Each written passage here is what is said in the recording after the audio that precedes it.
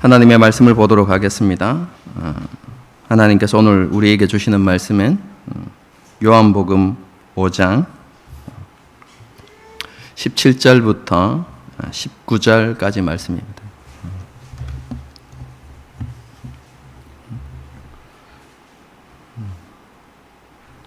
요한복음 5장 17절에서 19절까지입니다.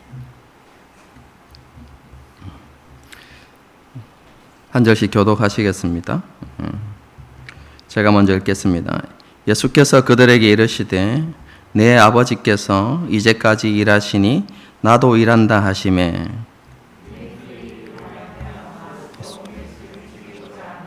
이는 안식일을 범할 뿐만 아니라 하나님을 자기의 친아버지라 하여 자기를 하나님과 동등으로 삼으시. 함께 읽겠습니다. 그러므로 예수께서 그들에게 이르시되 내가 진실로 진실로 너희에게 이르노니 아들이 아버지께서 하시는 일을 보지 않고는 아무것도 스스로 할 수 없나니 아버지께서 행하시는 그것을 아들도 그와 같이 행하느니라. 아멘. 지난 3번의 설교를 통해서 안식일의 의미와 또 안식일을 어떻게 지켜야 하는지에 대해서 약간 포괄적으로 그렇게 살펴보았습니다. 이어서 오늘은 기독교는 유대교와 달리 토요일이 아닌 주일을 왜 안식일로 지키는가에 대해서 생각해 보도록 하겠습니다. 기독교에서 안식일을 주일로 지키는 것에 대하여서 우리가 바른 이해를 하기 위해서는요, 창세기부터 이렇게 살펴보아야 합니다. 하나님께서 6일 동안 천지를 창조하시고 7일째 되던 날에 안식하신 것으로부터 안식일이 시작되기 때문에 그렇습니다. 오늘 설교 내용을 보면 이제 지난 시간의 말씀과 반복되는 내용들이 있는데요. 다시 복습한다고 생각하시고요. 그것에 좀 제가 더 보태어서 조금 더 상세하게 그렇게 말씀드리도록 하겠습니다. 여러분, 하나님께서 세상을 창조하신 그 하나님께서 창조를 시작하신 날이 무슨 요일일까요? 월요일이 아니라 주일입니다. 그렇죠? 일요일에 그렇죠? 하나님께서 창조를 시작하셨죠. 그리고 6째 되던 날 금요일에 모든 창조가 이렇게 다 완성되어집니다. 그리고 토요일 날 하나님께서 안식하시고 그날을 복되게 하신 것이죠. 그래서 유대인들은 그 토요일을 안식일로 지킵니다. 여전히 오늘날에도 토요일을 안식일로 이렇게 지키고 있습니다. 그리고 이단이긴 하지만 제7일 안식교, 그리고 하나님의 교회 이렇게 되어 있는데 안상홍 증인회라고 이렇게 우리는 정확하게 말할 필요가 있습니다. 어쨌든 안상홍 증인회 같은 그런 이단도 토요일을 안식일로 이렇게 지킵니다. 그러면서 이단들이 우리 그리스도인들을 공격하죠. 주일을 안식일로 지키는 것은 성경적인 근거가 없다. 그것은 로마 시대에 태양신을 섬겼던 그것과 관련되어진 잘못된 관행이다. 이렇게 공격하죠. 여러분, 만약에 이단이 그렇게 이야기한다면 그죠? 뭐라고 대답하시겠습니까? 대부분 다 일단은 부정부터 하겠죠. 그런 거 아니다. 그렇게 해놓고 그죠? 그 다음에는 알 듯 말 듯한데 그죠? 그래서 잘 설명하지 못하고 그냥 얼버무리는 그죠? 뭐 아니다만 이렇게 강조하는 그러다가 끝나는 경우들이 많이 있겠죠. 그죠? 오늘 제가 왜 우리가 주일을 지키는지, 기독교가 왜 주일을 지키는지에 대해서 설명드릴 테니까 다음부터는 그죠? 이단을 만나면 정확하게 이렇게 설명해 주실 수 있기를 바랍니다. 기독교는 왜 안식일이겠죠? 안식일을 토요일이 아닌 주일에 지킬까요? 그럼 결론부터 말씀드리면 첫째로 안식일이 깨어졌기 때문에 그렇습니다. 창조 때의 안식일이 깨어졌기 때문이고요. 두 번째는 안식일을 회복시키는 사건인 예수님의 부활, 그것을 기념하기 위해서다. 이렇게 생각하시면 되겠습니다. 안식일이 깨어졌고, 그리고 안식일의 회복을 너무나 분명하게 보여주는 예수님의 부활을 기념하기 위해서이다. 이 두 가지를 먼저 이렇게 생각하시면 되겠습니다. 창조 때 안식이 깨졌다는 것은, 그렇죠? 무슨 의미인지 알고 계시죠? 지난 시간에 말씀드렸는데 잊지 않으셨죠? 그죠? 그럼 창조 때에 말씀하는 안식은 단순히 일에서 해방되어서 쉬는 것, 그리고 삶의 문제와 어려움이 없고 마음에 염려와 근심이 없는 그런 개인적인 마음의 상태와, 그죠? 그런 상황을 이야기하는 것이 아니다. 이렇게 말씀을 드렸죠. 그죠? 그래, 개인의 개인의 평안이나 평화를 이야기하는 것이 아니다. 제가 지난 시간에 말씀드렸습니다. 모든 만물이 하나님의 말씀에 순종함으로 하나님의 질서가 세워지고 온 땅에 하나님의 영광과 생명으로 충만한 상태, 그럼 그것이 안식이다. 제가 이렇게 말씀을 드렸죠. 그래서 하나님께서 보시기에 쉼이 좋은 상태, 여러분 그것이 안식이라고 할 수 있습니다. 여러분 이것을 다르게 표현하면 모든 피조물이 하나님의 왕되심을 인정하고 그 앞에 온전히 순종하는 그런 상황을 안식이라고 이야기하는 것이죠. 그럼 창조기사에는 이런 의미와 함께, 그죠? 하나님께서 모든 대적들을 정복하시는 과정이 이렇게 담겨져 있습니다. 가장 큰 그림은 물을 정복하고 다스리셨다는 것입니다. 노아 홍수 이후로요, 사람들에게 두려움이 대상이 되는 것이 무엇이냐면 물이었습니다. 그래서 고대 사회에서는 물은 파괴를 상징합니다. 그래서 온 땅에 물이 덮여 있다는 것은 세상이 완전히 파괴되어서 죽음과 무질서로만 가득하다라는 것을 보여주는 것입니다. 여러분, 그것을 표현하고 있는 것이 창세기 1장 2절 말씀입니다. 제가 읽어드릴게요. 땅이 혼돈하고 공허하며 흑암이 깊음 위에 있고 하나님의 영은 수면 위에 운행하시니라, 이렇게 되어 있죠. 이것은, 그렇죠? 땅이 없었던 게 아니라 땅이 있습니다. 그런데 그 땅을 뭘로 덮어버렸다는 것입니까? 물로 다 덮어버린 것이죠.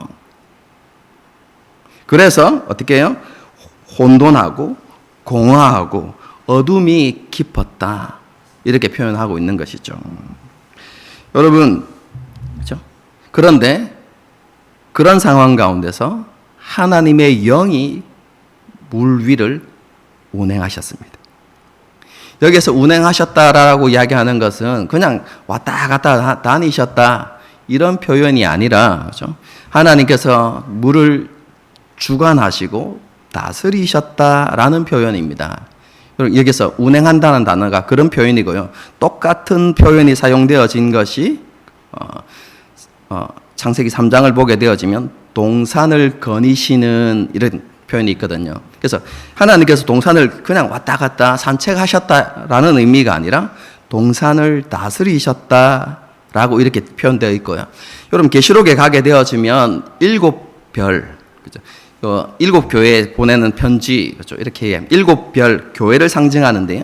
교회를 7별을 다니시는 이렇게 표현되어 있어요. 그래서 그 다니신다는 게 예수님께서 이 교회에 가셨다가 저 교회에 가셨다 이런 개념이 아니라 하나님께서 모든 교회, 7은 완전수를 상징하지 않습니까? 모든 교회를 지배하고 주관하고 다스리신다라는 표현입니다. 그래서 물 위를 운행하셨다라는 것은 하나님께서 그 모든 파괴의 존재를 뭐 하셨다고요? 주관하시고 지배하셨다라는 의미입니다. 그리고 창조의 내용이 무엇입니까? 그 물을 어떻게 하셨습니까? 나누셨죠. 궁창 아래의 물과 궁창 위의 물로 나누셨습니다. 여러분, 창세기 1장에는 이것의 의미가 정확하게 나타나지 않지만 창조의 기사를 기록하고 있는 시편 104편을 보게 되어지면 그 물을 나누었다는 의미가 무엇인지 분명하게 드러납니다. 그럼 그게 무엇이냐면 물의 경계를 정하셔서 더 이상 그 경계를 넘어오지 못하게 하셨다는 것입니다. 제가 말씀을 읽어드리겠습니다. 주께서 물의 경계를 정하여 넘치지 못하게 하시며 다시 돌아와 땅을 덮지 못하게 하셨나이다. 이렇게 기록하고 있어요. 다시는 땅을 파괴하지 못하도록, 그죠? 물의 경계를 하나님께서 정하셨다라고 이렇게 이야기하는 것이죠. 그래서 쉽게 이야기하면 하나님의 창조는 세상을 위협하는 존재인 물, 그죠? 세상의 대적이 되는 물을 하나님께서 정복하셨다. 그것을 지배하고 다스리셨다라는 것을 보여주는 것입니다. 그럼 다섯째 날에 여러분 나오는 바다의 큰 짐승도, 그죠? 큰 바다 짐승도 마찬가지입니다. 큰 바다 짐승은 고래가 아니라고 말씀드렸죠. 요나를 삼킨 것도 고래인지 아닌지 알 수 없습니다. 그죠? 큰 바다 짐승이 삼켰다. 이렇게 되어 있어요. 성경에 보게 되어지면. 그럼 어쨌든 이 바다 짐승은요, 고대 사람들에게 두려움을 심어주는 공포의 대상이었습니다. 그럼 오늘날처럼, 그죠? 과학이 발달한 이 시대에도 심해에 어떤 일이 있는지, 그죠? 잘 알 수 없죠. 아직까지 가장 밑바닥에, 그죠? 어떤 생물이 살고 있는지도 정확하게 다 알지 못하고, 그죠? 그에 어떤 일들이 일어나고 있는지 잘 모르지 않습니까? 그런데 고대 사람들을 생각해 보십시오. 바다 속을 전혀 알 수 없었던 그 사람들에게 바다에 사는 큰 짐승, 여러분 이것은 생명을 파괴하고 삶을 파괴하는 그런 두려움의 존재였어요. 그래서 큰 바다 짐승은 인간에게 공포의 대상이었는데요. 하나님, 여러분 창세기는 무엇을 이야기합니까? 그것조차 신이 아니라 하나님의 피조물에 불과하다라는 것을 성경이 우리에게 가르쳐 주고 있는 것이죠. 그뿐만 아니라 고대 사회는 짐승을 신으로 섬기는 경우들이 많이 있었죠. 그런데 그 짐승들을 하나님께서 일일이 다 창조하셨음을 밝히면서 그들은 신이 아니라 하나님께서 창조하신 피조물에 불과하다, 이렇게 이야기하시는 것이죠. 그것뿐만이 아니라 달의 신이나, 그렇죠? 그리고 출애굽 당시에 가장 강력한 신이라고 생각했던 태양신조차도 그것이 신이 아니라 하나님께서 만드신 피조물에 불과하다라는 것을 보여주죠. 여러분 고대 사람들은, 여러분 태양신이 빛을 비추어서 자신들이, 그렇죠? 풍요를 누린다고 생각했어요. 빛을 통해서 생명을 주고, 그리고 그 땅을, 세상을 풍요롭게 한다, 이렇게 생각하고 있었는데요. 창세기 기사의 내용을 한번 보십시오. 태양이 존재하기 전에 뭐가 있습니까? 빛이 있으라 하심에 빛이 있었고, 태양이 빛을 주고, 그렇죠? 하는 그런 주관하는 존재가 아니라 하나님께서 이미 빛을 만드셨다라는 것을 선언하고 있죠. 그래서 태양과 달 이런 것들이 신이 아니라, 그렇죠? 사람들에게 생명을 주시고 부유함과 풍성함을 베푸시는 분은 누구이시다? 하나님이시다라는 것을 창조의 기사를 통해서 우리에게 분명히 보여주고 있는 것이죠. 이처럼 창세기 1장은요, 모든 만물과 세상과 사람들을 위협하는 모든 것들을 주관하시는 분이 하나님이시다라는 것을 나타내고, 그리고 동시에 세상이 두려워하고 섬기는 모든 우상은 신이 아니고 여호와 하나님만이 유일하신 하나님이시다. 그리고 그분만이 유일한 온 땅의 주관자이시다라는 것을 그렇게 우리에게 말씀해 주고 있는 것이죠. 그 하나님께서 피조 세계를 위협하는 모든 대적을 굴복시키시고 엉망진창인 세상에 하나님의 질서를 세우셔서 하나님의 영광과 하나님의 생명으로 충만케 하신 것이죠. 여러분, 그것이 바로 안식인 것입니다. 하나님께서 왕이신데 그 왕되심 앞에 모든 피조 세계가 어떻게 할 때요? 온전히 굴복하게 되어질 때, 하나님을 대적하지 않고 하나님의 말씀 그대로 되어질 때, 세상은 하나님의 생명과 하나님의 부요하심으로, 그리고 하나님의 질서로 그렇게 충만해지고, 그래서 결국 무엇이 온다는 것입니까? 안식이 온다는 것이죠. 여러분, 그것을 말씀하고 있는 것이 창세기 1장인데 그 안식이 깨어졌습니다. 다르게 표현하면 그 하나님의 권위에 도전하는 존재가 생겨난 것이죠. 우리가 알고 있는 대로 아담과 하와입니다. 그들이 하나님처럼 되기 위해서 하나님의 명령에 불순종하고 선악을 알게 하는 나무의 실과를 먹은 것이죠. 이것은 지난 시간에도 말씀드린 것처럼 인간 스스로가 하나님처럼 되겠다는 것입니다. 내가 주관자가 되겠다는 것이죠. 그리고 하나님의 권위에 도전하는 행동이었습니다. 이렇게 하나님의 피조 세계 안에 하나님을 대적하는 존재가 나타난 것은 뭐가 깨어진 것입니까? 안식이 깨어진 것입니다. 여러분, 그래서 하나님께서 그 깨어진 안식을 회복하기 위해서 다시 일하기 시작하신 것이죠. 여러분, 그것에 대해서 말씀하고 있는 것이 오늘 본문 17절 말씀입니다. 한번 보겠습니다. 예수께서 그들에게 이르시되 내 아버지께서 이제까지 일하시니 나도 일한다 하시며. 여러분, 요한복음 5장은 예수님께서 38년 된 병자를 고치신 사건을 이야기하고 있는데 그 일이 안식일에 이루어진 거죠. 그래서 바리새인과 서기관들, 종교 지도자들이 안식일에 일한다고 예수님을 비난했을 때 예수님께서 대답하신 것입니다. 내가 왜 안식일에 일하는 줄 아느냐? 이렇게 말씀하시면서 뭐라고 이야기하십니까? 하나님도 지금까지 그 일을 하고 계신다. 이렇게 말씀하시는 거예요.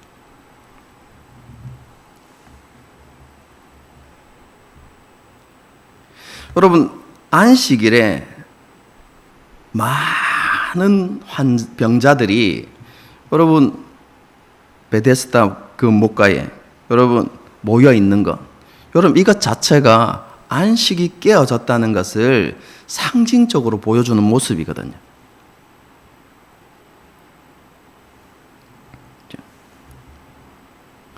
그렇게 깨어진 안식을 회복하시기 위해서 하나님께서 지금까지 일하고 계시다는 것입니다.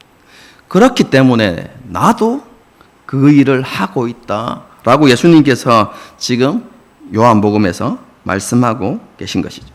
무엇을 위해서요? 안식을 회복하기 위해서 일하는 것입니다. 여러분, 이것을 조금 더 정확하게 잘 보여주는 것이 요한복음 2장에 있는 가나 혼인 잔치입니다. 여러분, 요한복음 1장의 내용이 뭔지 대충 알고 계시죠? 그렇죠? 제가 1장 1절을 읽어드리면요.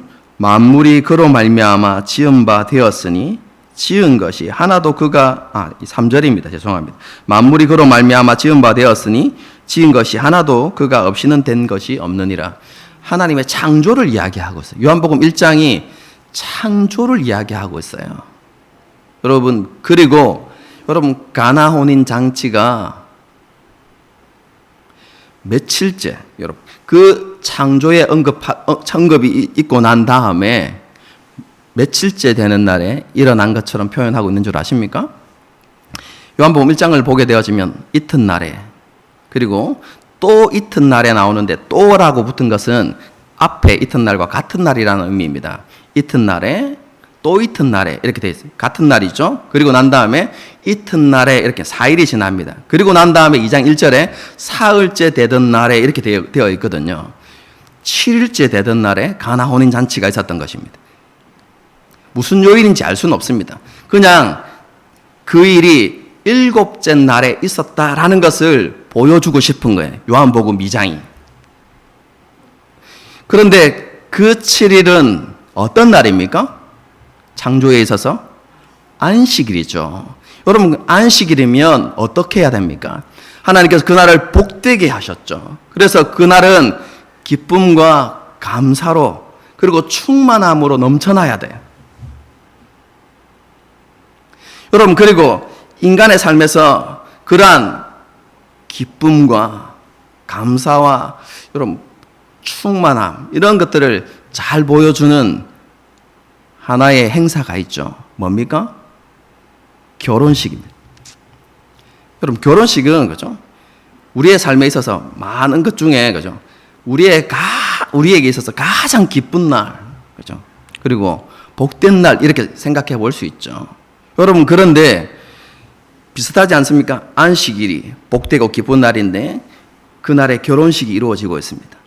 안식을 상징적으로 보여주는 것이죠. 여러분, 그런데 그 안식일에 뭐가 발생합니까? 결핍과 부족이 발생합니다. 포도주가 떨어진 것이죠. 여러분, 구약에 있어서 포도주는 풍요로움과 기쁨의 상징입니다. 여러분, 그런데 그것이 어떻게 되었다고요? 부족하게 된 것이죠. 여러분, 왜 그런 일들이 일어났을까요? 인간의 삶 가운데. 하나님께서 세상을 창조하셨을 때는 우리들에게, 그죠? 인류에게 부족함이 없었고, 하나님이 주시는 그 부유함, 그죠? 풍성함을 누리며 살아갈 수 있는데, 왜 부족과 결핍이 일어났습니까? 여러분, 가나혼인 잔치를 자세히 읽어보시면 그것에 대해서 정확하게 명시해 놓고 있습니다. 예수님께서 그 가난 잔치에 제자들과 함께 가셨습니다. 그리고 그 결혼 잔치에서 그냥 손님으로 와 계실 때, 그래서 그 결혼 잔치를 다른 사람들이 주관하고 있을 때 결핍이 일어납니다. 부족함이 일어나죠. 여러분, 그런데 그런 문제가 일어났을 때 마리아가 예수님을 찾아와서 뭐라고 이야기합니까? 하인들을 시켜서 예수님께서 뭐라고 하시든지 다 순종하라고 이야기하죠. 그 결혼잔치를 누가 주관하십니까? 예수님께서 그것의 주관자가 되셨습니다. 그래서 그 모든 것을 다스리실 때, 통치하실 때 뭐가 일어납니까? 회복이 일어나죠.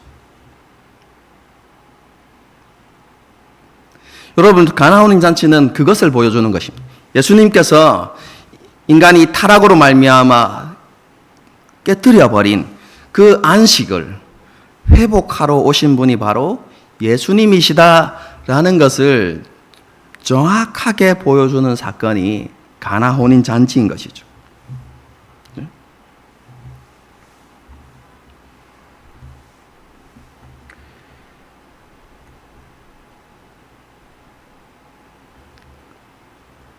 하나님을 대적하고 스스로가 주인이 되어서 자신의 삶을 주관할 때에 안식이 깨어집니다.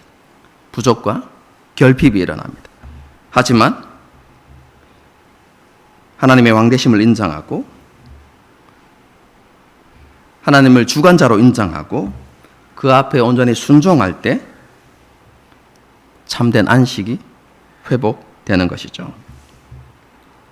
그걸 창세기가 어떻게 보여주고 있습니까? 아담과 하와가 하나님의 권위에 도전하고 하나님과 원수가 됨으로 안식이 깨어졌죠. 여러분, 그러면 어떻게 하면 안식이 회복되어질까요? 그것은 다시 하나님께로 돌아가는 것입니다. 이전의 관계를 회복하는 것이죠. 하나님을 왕으로, 주관자로 그렇게 인정하고 하나님 앞에 하나님의 다스림에 온전히 순복할 때 안식이 회복되는 것이죠. 여러분, 그런데 이 일은 간단한 문제가 아닙니다. 지난 시간에 제가 강조했죠. 인간이 스스로 하나님께 돌아갈 수 없다는 것입니다. 왜 그렇습니까? 아담과 하와가 타락한 이후에 모든 인류는 죄 아래 갇혀버렸기 때문에 그렇습니다. 죄가 모든 사람의 주관자가 된 것이죠. 타락한 인류는 죄의 노예가 되어버린 것입니다. 그래서 인류의 힘으로는, 그리고 노력으로는 그 죄의 권세와 영향력으로부터 벗어날 수 없게 된 것입니다. 그래서 모든 인류는 죄를 주인으로 섬기게 되었고 죄가 이끄는 대로 끌려다니는 그런 삶을 살게 되는 것이죠. 사도 바울은 이러한 상황을 죄가 왕노릇했다 이렇게 표현해요. 이전에는 하나님이 왕이셨는데, 그렇죠? 타락 이후에는 스스로가 주관자가 되는 것이 아니라 죄가 왕이 되어서 인류를 지배하기 시작했다 이렇게 이야기하는 것이죠. 그렇게 죄가 이끄는 대로 살아가면서 그 결과가 어떻게 나타났습니까? 로마서에서 이렇게 이야기합니다. 세상이 모든 불의와 추악, 탐욕과 시기, 살인과 분쟁, 사기와 악독으로 가득하게 되었다 이렇게 이야기합니다. 죄를 주인으로 섬긴 결과입니다.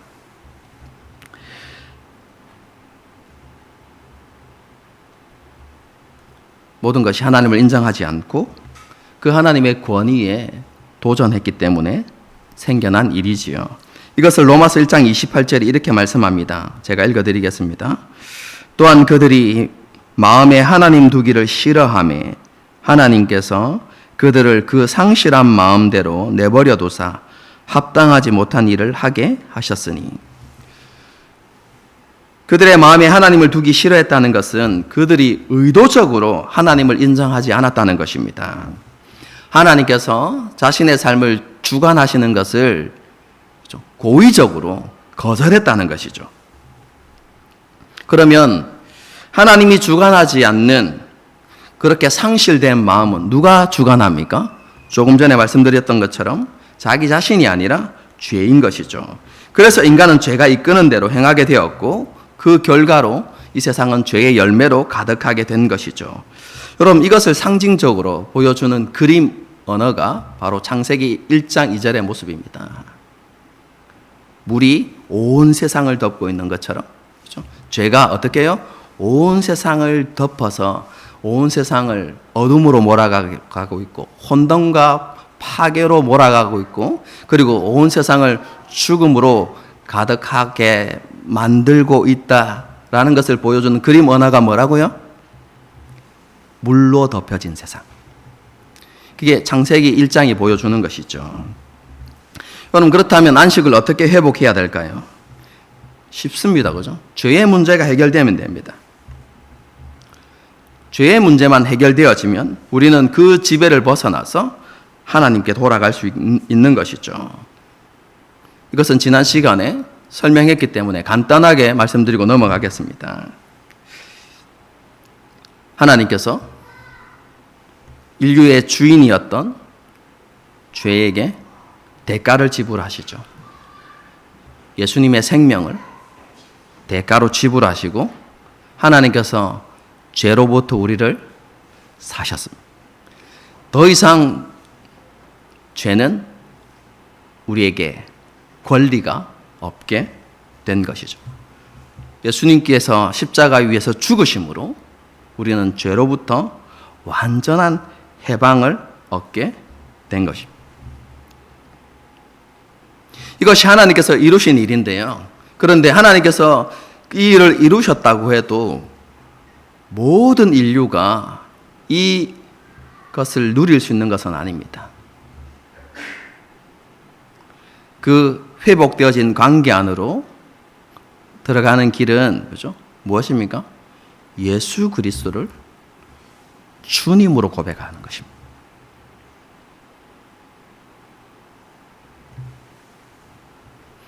예수님께서 우리의 주관자이시고 왕이심을 고백하고 그분께 우리의 삶을 드릴 때, 그죠? 그리고 우리가 그분의 통치 안에 있을 때에 하나님과 우리와의 관계가 회복되어지고 우리가 잃어버렸던 안식을 회복하게 되는 것입니다. 여러분, 그런데 이런 안식일이 회복되었다는 것을 그렇죠? 기념하는 날이 언제입니까? 바로 주일인 것입니다. 왜 그렇습니까? 예수님께서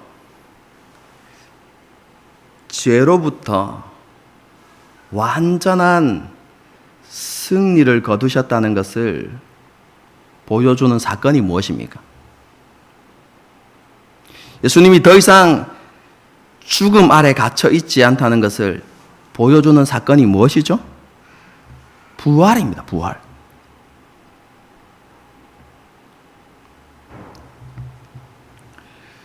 예수님의 부활은 그렇죠? 우리를 사로잡고 있던 죄와 사망의 권세로부터 완전한 승리를 거두셨음을 너무나 분명하게 보여주는 사건인 것이죠.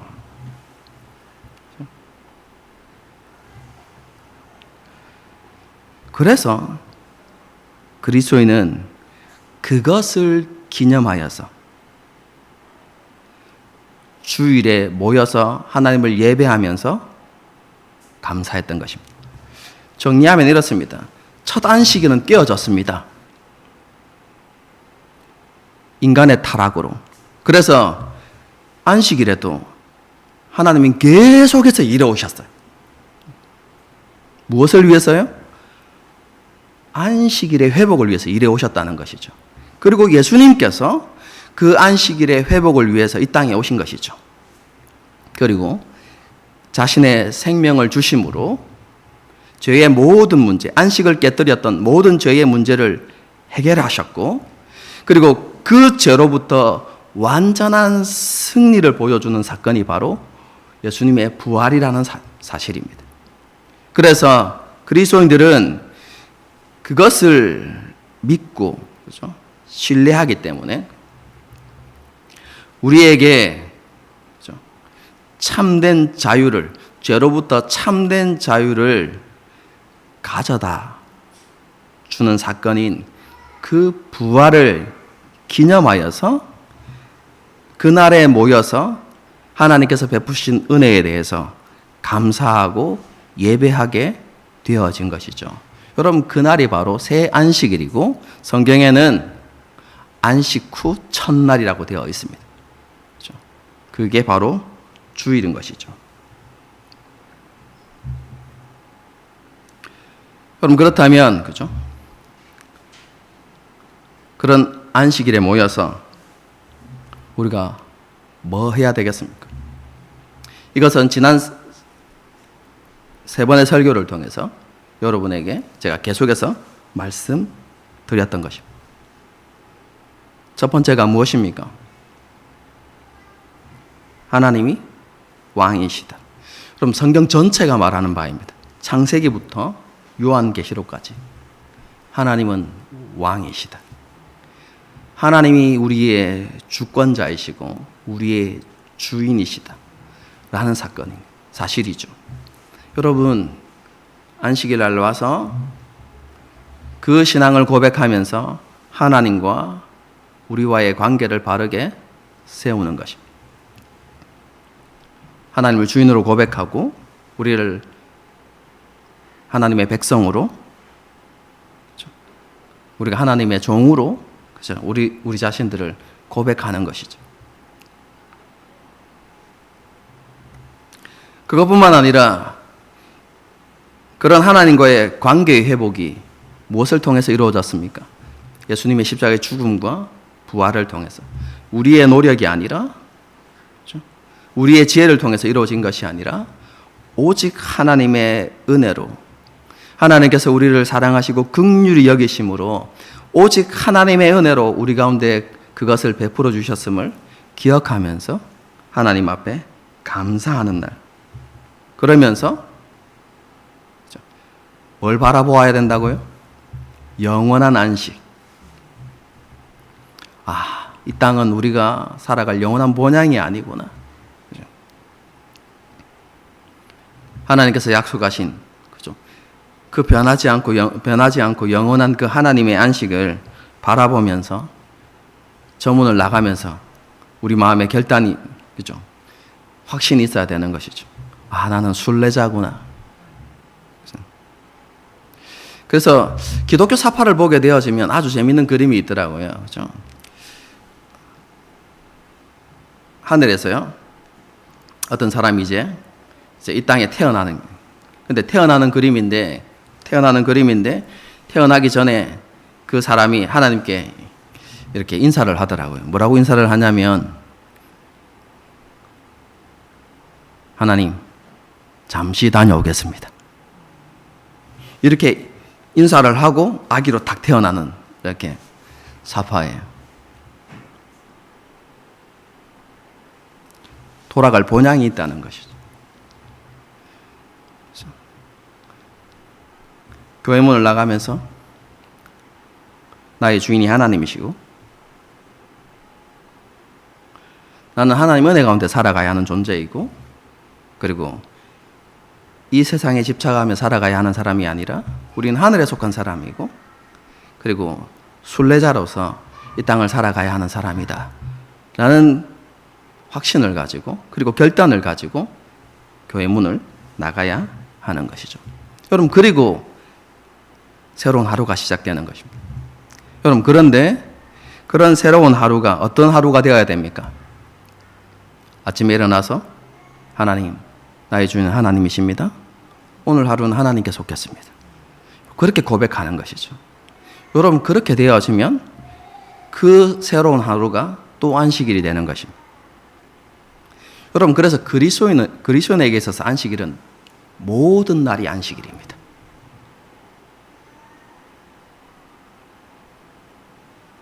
주일은 모든 안식일을 살아가기 위한 첫 출발점인 것이죠.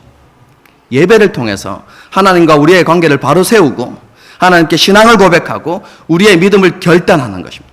그리고 안식일을, 매일의 안식일을 시작하는 것. 여러분, 그게 주일인 것입니다, 여러분.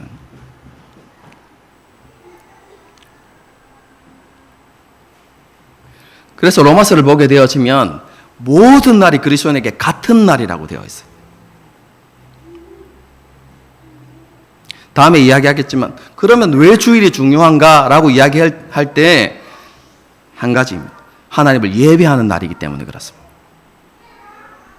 그거는 다음 주에 제가 설명을 드리도록 하겠습니다.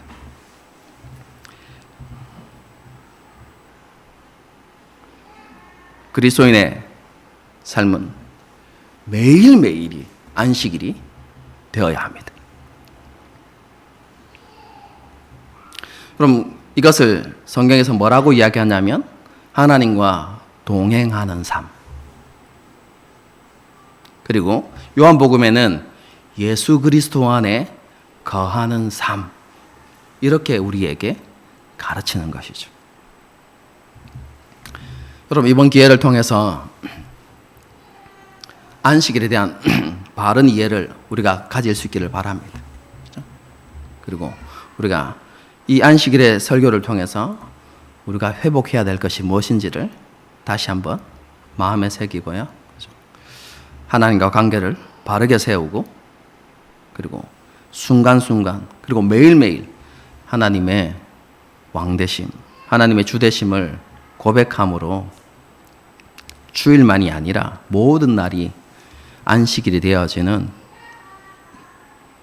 그런 은혜를 누려가는 저와 여러분이 될 수 있기를 주님의 이름으로 축복합니다. 그렇죠? 함께 찬양하고 우리 결단하는 시간을 갖도록 하겠습니다. 어떤 찬양이 좋을지 고민하다가요. 그렇죠? 이 찬양을 골랐습니다. 오직 주의 은혜로. 그렇죠?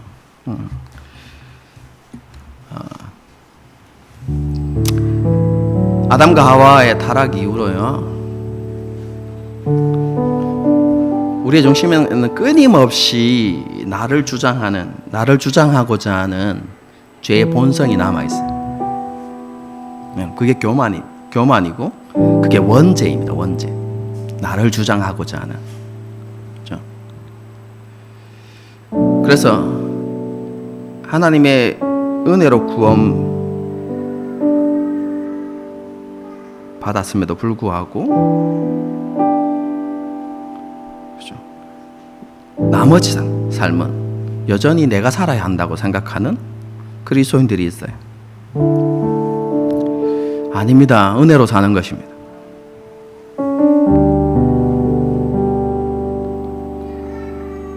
한편에 두려움이 있습니다. 하나님 신뢰하지 못하는. 정말로 우리가 하나님의 은혜만으로 살 수 있을까? 두려운 것이죠. 여러분, 이것은 우리가 노력하지 말아야 한다 이 말이 아닙니다, 여러분. 예. 그렇죠? 열심히 살아야죠.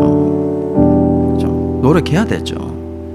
그런데 그 노력이 우리의 삶을 유지하는 게 아닙니다, 여러분. 하나님의 은혜로 사는 것입니다. 나중에 조금 더 자세하게 설명하겠습니다. 여러분, 은혜로 구원받았고 은혜로 사는 것입니다. 은혜로 변화되어지는 것이고 여러분, 은혜로 자라가는 것입니다. 모든 것이 하나님의 은혜입니다. 여러분, 사도 바울이 나의 나 된 것은 오직 하나님의 은혜라는 이 고백이 무엇인지 우리가 정말로 깨달아가야만 합니다.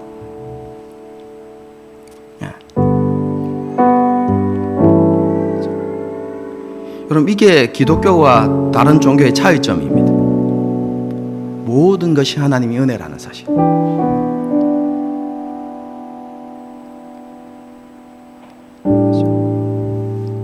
여러분, 우리가 다 이해할 수 없어도 고백하십시다. 그렇습니다. 하나님, 오직 주의 은혜로 지금 여기 서 있습니다. 그렇죠? 모든 것이 은혜입니다. 이렇게 고백하고요. 그리고 하나님, 안식일에 대한 설교를 계속해서 듣고 있는데 하나님의 은혜로 우리가 참된 안식도 회복하기를 원합니다. 그렇죠? 그런 결단이 있었으면 좋겠습니다. 그렇죠? 그리고 그 안식의 회복이 나의 노력으로 이루어진 게 아니라 십자가에서 죽으신 그 예수님의